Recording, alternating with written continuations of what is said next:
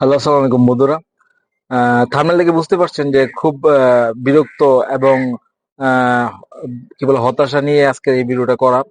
যদিও অলরেডি আমরা একটা সুখবর জেনে ফেলেছি, সেটা হচ্ছে প্রিন্সের টিজার আগামী 11 তারিখ আসতেছে। সেটা হচ্ছে বিভিন্ন অন্দরমহল থেকে যেটা শুনে বা ফেসবুকে বিভিন্ন সোশ্যাল সাইট গুলোতে দেখে যেটা আমরা বুঝতে পারলাম।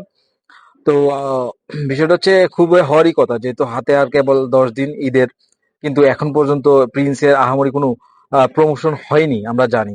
যেখানে অন্য বনলতা এক্সপ্রেস বলেন, দম বলেন বা অন্যান্য যে সিনেমাগুলো রয়েছে ঈদের মধ্যে, সবগুলোরই কিছু না কিছু প্রমোশন তারা করতেছে টিজার দিয়ে।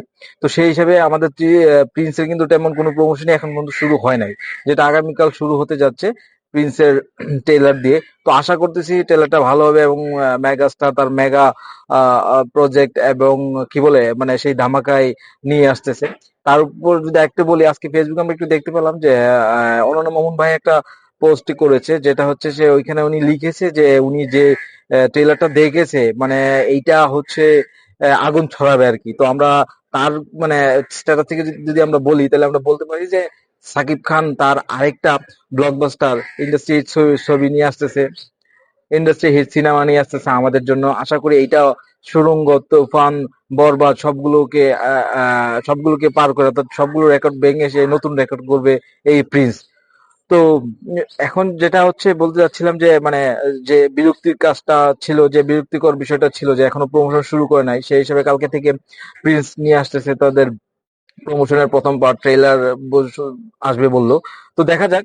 আর অরুণ মামুন ভাই যা যা বললো তার স্ট্যাটাসে, সেটাও কতটুকু মানে প্রতিফলিত হয় এই ট্রেলারে, সেটা অপেক্ষায় রয়েছি। আর আমরা অবশ্যই অবশ্যই মানে কি বলবো যে আসলে সাকিব খানের যে মানে বর্তমান প্রেক্ষাপটের সাথে মানে যে তার যে নিজেকে যে ভেঙে চুরে এসে যে প্রজেক্ট গুলাতে হাত দিচ্ছে এবং যত যত নতুন ডিরেক্টরদেরকে নিয়ে এসে আসতেছেন, মানে সেটা আসলে একটা অভাবনীয় এবং কল্পনাতীত।